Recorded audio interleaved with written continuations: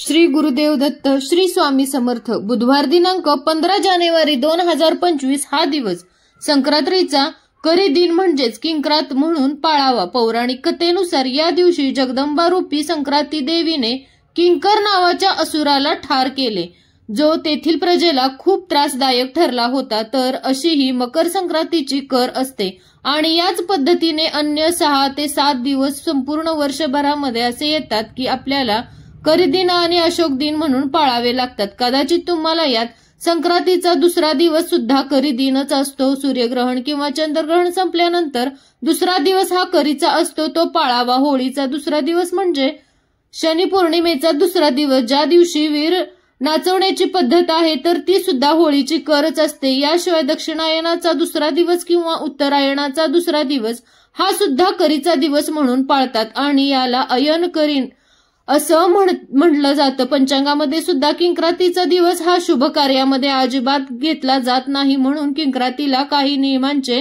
पालन हे अवश्य करावं लागतं। या दिवशी कोणत्याही चांगल्या कामाची सुरुवात करू नये। या दिवशी आपल्याला ग्रहप्रवेश असेल, वास्तुशांती असेल, आपल्या एखाद्या व्यवसायाची सुरुवात आपल्याला करायची असेल तर ती सुद्धा करता येणार नाही।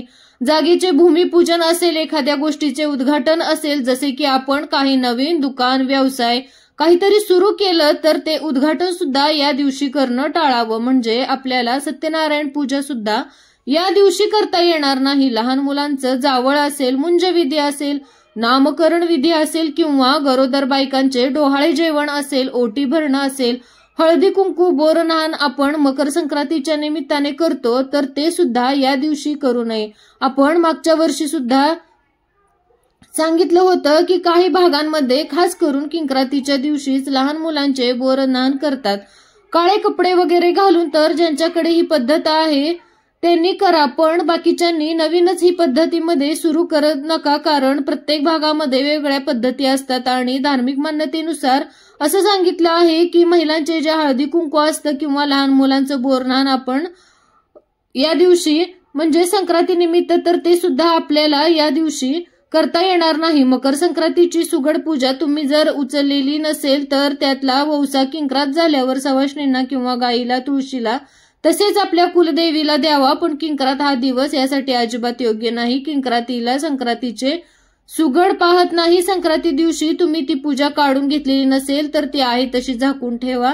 तुमच्यापैकी काही महिला हे सुद्धा विचारत होते की त्या सुगडांचा नंतर काय करायचं, तर सप्तमी पूजेसाठी आपल्याला एक सुगड लागतो। सूर्यदेवांसाठी आपल्याला थोडंसं दूध उतू घालवावं लागतं, तर त्यासाठी तुम्हाला त्यातला एक सुगड कामात येईल, बाकीचे तुम्ही सांभाळून ठेवा, दिवाळीला कामात येतील आणि पुढे उन्हाळा सुद्धा येईल तर पक्ष्यांना पाणी वगैरे भरून तुम्ही त्यामध्ये ठेवू शकता।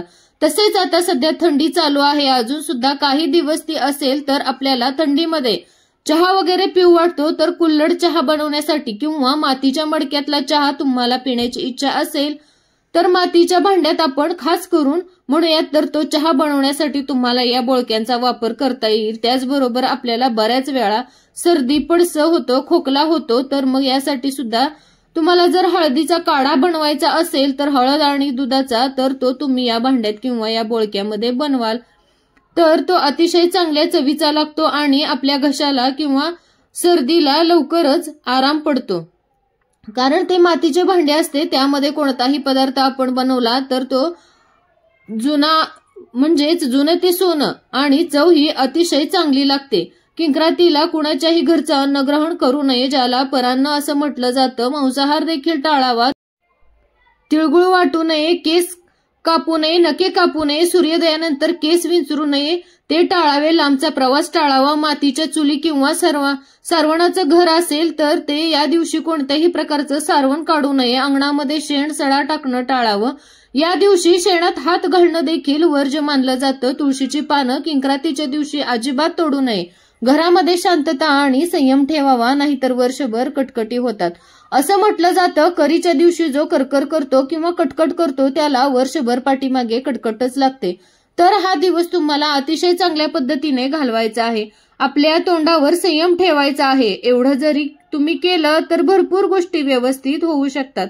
दक्षिण भारतामध्ये किंक्रांतीचा दिवस मट्टू पोंगल म्हणून साजरा होतो। या दिवशी गाय बैलांना स्नान घालून त्यांच्या गळ्यामध्ये फुलांच्या माळा घातल्या जातात। त्यांच्या शिंगांना बेगड लावून त्यांना सजवतात। गुरांना दुपारी गोडधोड जेवण घालून दिवसभर त्यांना मोकळं सोडलं जातं। संध्याकाळी त्यांची गावातून मिरवणूक काढून नृत्य गायनाचा कार्यक्रम देखील केला जातो।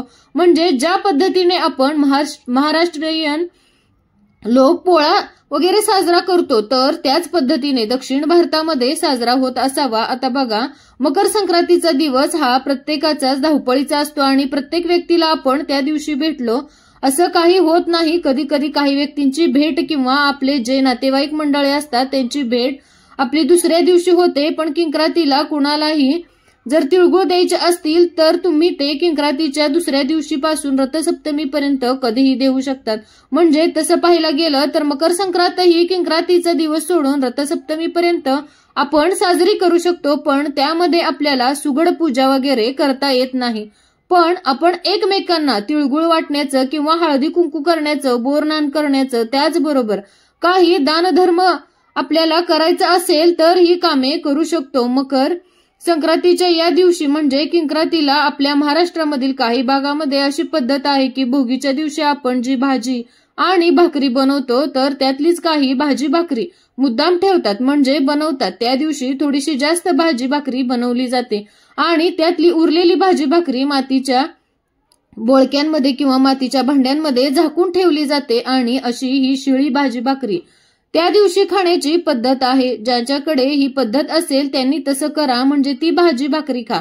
आणि ज्यांच्याकडे ही पद्धतच नाही त्यांनी या दिवशी पिठाचे धिरडे, घावणे, डोसे किंवा धपाटे यासारखे प्रकार जेवणासाठी करून खावे। याला संक्रांतीचे कर उलटवणे असं म्हटलं जातं। तर काही पर्यायामध्ये मी तुम्हाला सुचवते, जसं की बेसनाचे धिरडे, मूग डाळीचे डोसे किंवा धिरडे बनवून तुम्ही खाऊ शकता। गव्हाच्या पिठाचे धिरडे आणि गुळवणी हा प्रकार यामध्ये सर्वात प्रसिद्ध आहे, जो बऱ्याच सणावारांच्या करीच्या निमित्ताने केला जातो। किंक्रातीच्या दिवसाची वर्ज्य कामे किंवा किंक्रातीला काय करू नये, जसे की आतापर्यंत व्हिडिओमधून तुम्ही हे ऐकलं की किंक्रातीला हे काम करू नका, ते काम करू नका, या कामांना बंधन आहे, ती कामं वर्ज्य करा आपण। मग या किंक्रातीच्या दिवशी नेमकं काय करायचं, तुमचा प्रश्न असेल तर ऐका। या दिवशी आपल्याला दररोज देवपूजा करता येईल, दररोज प्रमाणे नित्य नियमाप्रमाणे। जसं आपण आपल्या घरातील देवदेवतांना स्नान घालतो, त्यांची पूजा करतो, तुळशीची पूजा करतो, तर या गोष्टी करण्याला कुठल्याही प्रकारचे बंधन नाही। या गोष्टी आपण बिनधास्तपणे करू शकतो। यामध्ये आपल्याला आपल्या कुलदैवताचा नामजप करायचा आहे किंवा आपले जे कुलदैवत असतात, कुणाचे स्वामी यांचा देखील नामजप करता येईल, गुरूंचा नामजप देखील करता येईल। गीतेतला 15वा अध्याय वाचन किंवा ऐकणं देखील या दिवशी अतिशय लाभदायी ठरतं। आपल्याला कसल्याही प्रकारची चिंता राहत असेल किंवा एखादी गोष्ट सतत आपल्या मनामध्ये भीती घालत असेल, भीतीचं घर तिने बनवलेलं असेल, तर ही भीती घालवण्यासाठी या दिवशी आपण भगवान विष्णूंचा किंवा कृष्णाचा, तसेच विशेष करून आपल्याला या दिवशी संध्याकाळी एक उपाय करायचा आहे। अतिशय खात्रीशीर हा उपाय आहे आणि खूप लाभ आपल्याला तो देऊन जातो। आपल्याला या दिवशी संध्याकाळी सूर्य मावळतो त्यावेळेला घरातील कोणत्याही एका सदस्याच्या हातात काळे तीळ घेऊन हा उपाय करता येईल। तर अगदी चिमूटभर काळे तीळ आपण आपल्या डाव्या हातात घ्यायचे आहे आणि उजवा हात आपल्या डाव्या हाताला लावायचा। आपल्या घराच्या मुख्य प्रवेशद्वारावरून 7 वेळा हे काळे तीळ आपल्याला वरच्या चौकटीपासून खाली उंबरट्यापर्यंत जणू काही आपण घराची किंवा घरातल्या सगळ्यांचीच नजर या निमित्ताने काढली जाते, अशा पद्धतीने उतरून घराच्या उत्तर दिशेला ते तीळ फेकून द्यायचे आहेत। आणि तीळ फेकल्यानंतर मागे वळून पुन्हा न बघता आपल्याला सरळ घरात निघून जायचं आहे। आणि ज्या व्यक्तीने हे काम केलं त्याने हातपाय धुवून देवाचे दर्शन घ्यायचं।